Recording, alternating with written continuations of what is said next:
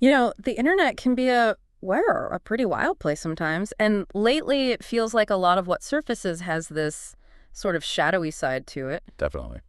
Today, we're digging into a YouTube video that's really got people talking. It's titled Breaking. Diddy's former bodyguard went missing 24 hours after revealing this. Wow. Yeah, from the channel Peeper. I mean, that title alone just screams intrigue, doesn't it? Absolutely. And what makes this piece of content, particularly noteworthy is how it seems to connect directly to the very real, very serious legal troubles Sean Diddy Combs is facing right now. Exactly. It really raises questions about how these public allegations, even if they're unverified, might play into those legal battles. Right. This isn't just random internet noise, is it? We've gone through the transcript of this video, and it lays out some truly significant claims. We're talking Diddy, obviously, but also Jay-Z, Beyonce. And it even touches on the deaths of Uncle Ron, the bodyguard from the title, and Biggie Smalls. So, for everyone listening, our goal here, our mission for this deep dive, is really to pull out the key information being presented in this source. Understand the claims, basically. Yeah, understand the claims, see what weight they might carry, what this source is adding to the conversation. We're not here to say if it's true or false, but to really dissect it, understand the arguments being made. Precisely. Think of it like examining one piece, maybe a complicated piece, of a much bigger puzzle. What story is this video telling? And how does that potentially fit into the larger picture we see in the news? Okay, so where do we start with all this? There are so many threads. Well, the video really hangs on this figure, Uncle Ron. Right. He's identified as a former bodyguard. And interestingly, the claim is he worked for both Jay-Z and Diddy. Okay, that's interesting in itself. And just before he died, apparently he posted a TikTok video. This was December 13th, 2024, according to the transcript. And that's where things really kick off. So what did he say in this TikTok? Well, first big claim. Uncle Ron alleged Diddy and Jay-Z were working together, like a partnership to control the music industry. Wow. Okay, that's a huge accusation right there. Yeah. Suggesting some kind of deep-level manipulation. It definitely plays into that narrative you sometimes hear, doesn't it? Mm-hmm. About powerful figures pulling strings behind the scenes in music. Yeah, it does. Though hearing it from someone claiming to be an insider, a bodyguard, that potentially adds a different layer for some people watching. Sure. And the claims escalate pretty fast from there. Uncle Ron also said he got threats. Threats from who? From Jay-Z and Beyonce, allegedly, just for speaking out. Okay. And then he went further, suggesting their marriage wasn't, the fairy tale often portrayed. More like a business deal. Exactly. A strategic arrangement, he claimed, to boost their combined power and influence.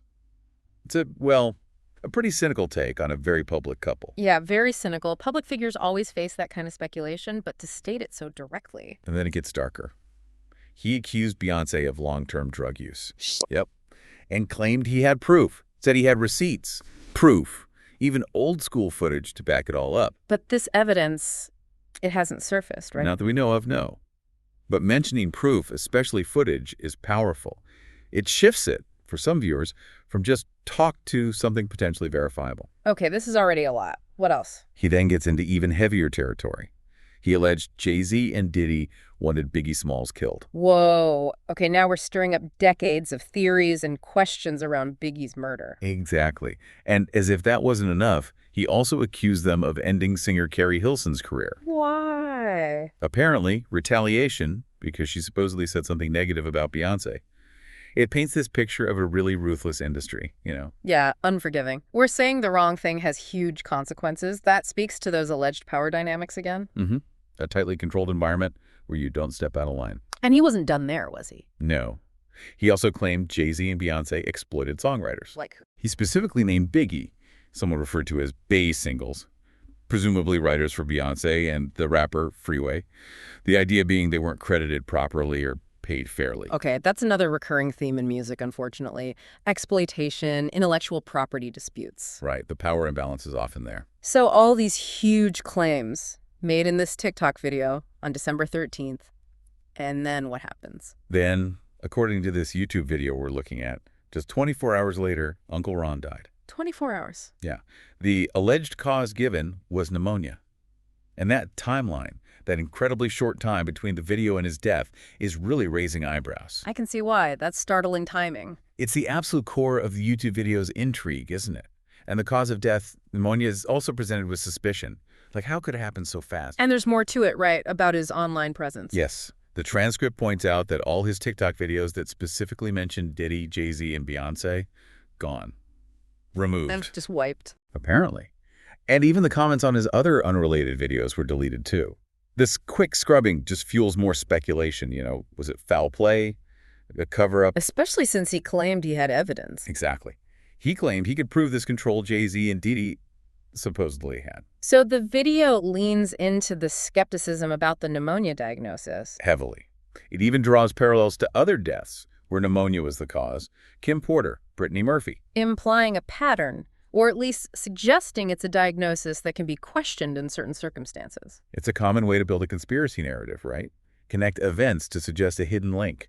Referencing those other known, somewhat debated deaths amplifies the suspicion around Uncle Ron. And the video mentions an even earlier claim from Uncle Ron about Biggie. Yes, something he supposedly said at the Bristol Film Festival, claiming Diddy offered him $30,000 back in 1997. To do what? To get rid of Biggie Smalls. Wow. What was the alleged reason?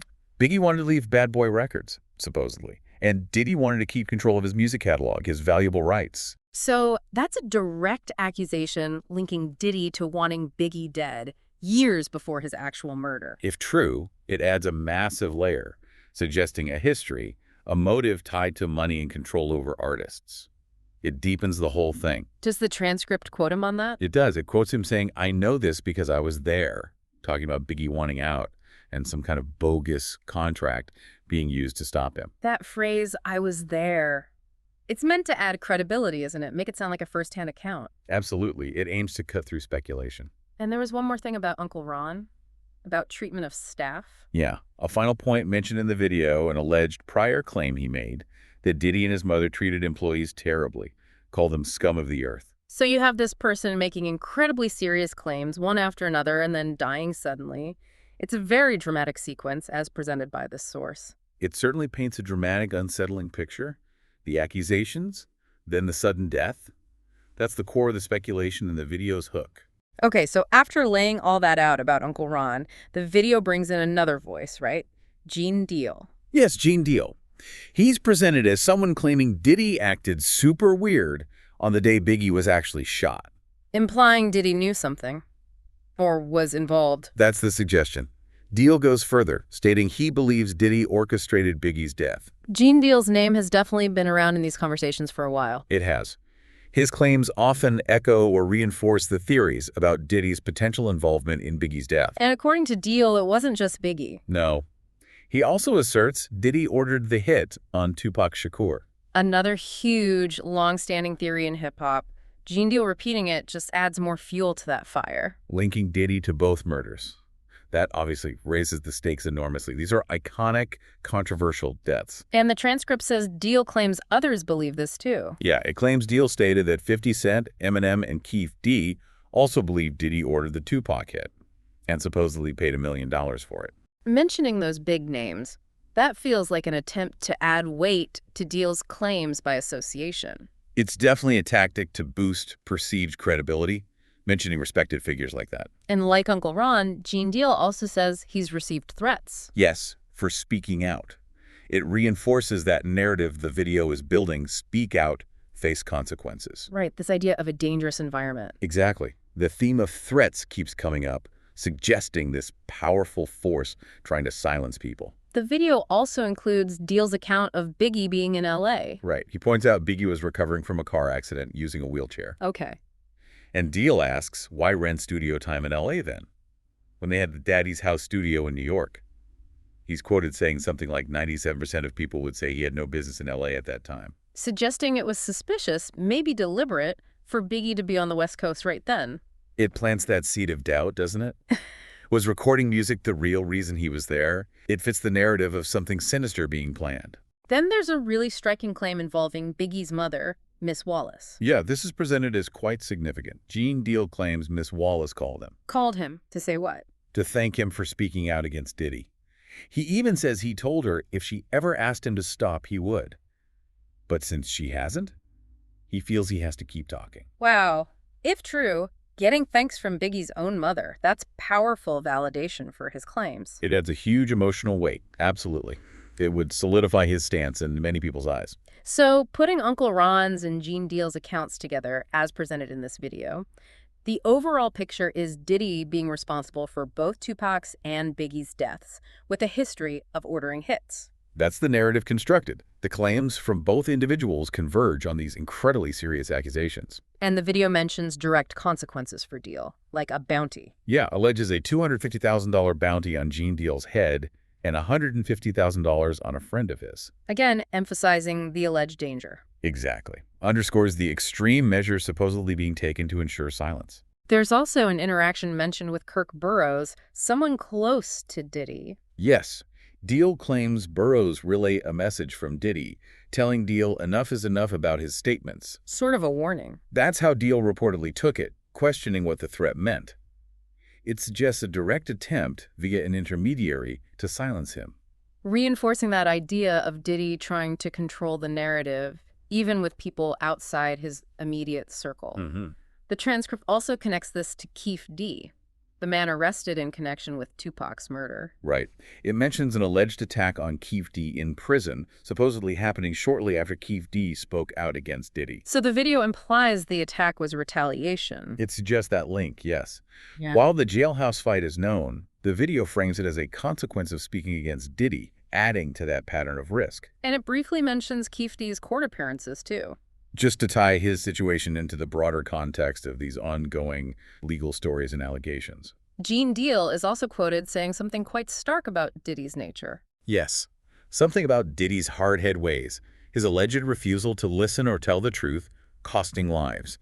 He even claims he warned people. Warned them? How? He recounts an incident saying something like, if I don't do something to these doors, people are going to die tonight. Referring to an event where, tragically, 9 people did die. Adding this element of him almost foreseeing tragedy connected to Diddy's alleged actions. It adds a layer of personal conviction. Yeah, like he saw it coming. So how does the YouTube video itself wrap this part up? It basically concludes that Uncle Ron's death is a tragic illustration of the dangers in the music industry, the lengths people might go to protect secrets. The powerful silencing the truth tellers. That's the core message.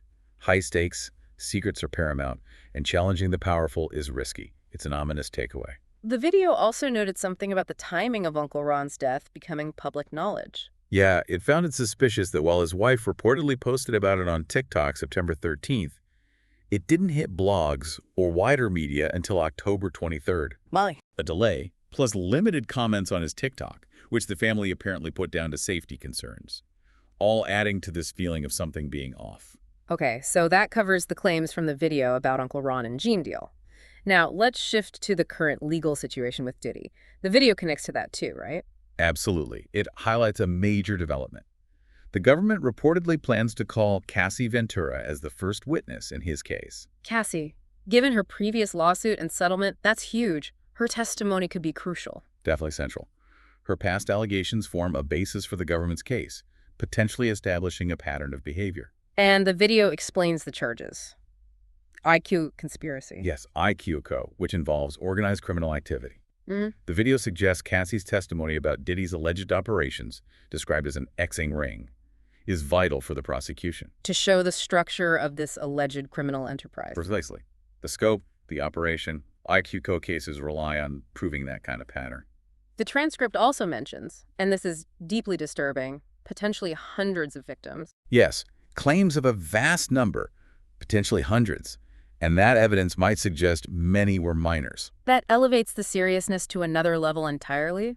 Widespread abuse, exploitation. It's an extremely grave aspect of the allegations. And there are many lawsuits filed now, over 3 dozen. That's what's reported. Plus, mention of substantial footage and video evidence, including that widely seen video apparently showing the assault on Cassie. Suggesting a lot of potential evidence for the court. A significant body of material, yes. But the video also notes Diddy's defense strategy. It does. Reportedly, the defense claims these accusers are ex-girlfriends who willingly took part in what they call drug-fueled sex performances called freak-offs. So framing it as consensual, not coerced. That seems to be the angle. A direct counter to the abuse allegations. It's a key point of conflict. And echoing the earlier themes of intimidation, some witnesses want anonymity. Yes, reportedly requesting it out of fear of Diddy. Which ties back to the claims from Uncle Ron and Gene Deal about facing threats. It underscores the perceived influence and potential danger these witnesses feel, even within a formal legal setting. So the specific charges Diddy's facing now are. Racketeering, conspiracy, and prostitution. Serious federal charges. And there was a recent development with his legal team. Yes, the video reports his attorney, Anthony Rico, withdrew, cited being unable to effectively serve as counsel. That's usually significant, right? A lawyer leaving a high-profile case like this? It often suggests major challenges or disagreements behind the scenes, yes. Especially since Rico had previously said Diddy was ready to fight the charges. Exactly. He publicly stated Diddy would defend himself vigorously, so the withdrawal raises more questions about the defense strategy now. Creates some uncertainty there. Definitely. And the YouTube video's final note. It ends quite emphatically, stating that despite everything, all the twists and turns, the truth will come out eventually. Leaving the viewer anticipating more revelations. It's that classic hook, isn't it? Offering hope for clarity down the line, suggesting the legal process and public eye will eventually uncover everything. Okay, so wrapping up this deep dive into the claims from this specific YouTube video transcript, wow, we've covered a lot. We really have. We looked at the allegations around Uncle Ron's death, happening right after that TikTok video, Gene Deal's testimony, linking Diddy to Tupac and Biggie, and the current legal battle, the RKO charges Cassie Ventura as a potential key witness. It's incredibly complex. What's really striking is how it all weaves together in this narrative, isn't it? The online claims, the older allegations, the current court cases, they seem to reinforce each other within the context of this video. They do. And like we said up front, our goal wasn't to judge the truth of it all, but just to unpack what this one source, this YouTube video transcript, is presenting. Understand the narrative being built. Exactly. So maybe a final thought for listeners to mull over as they process this.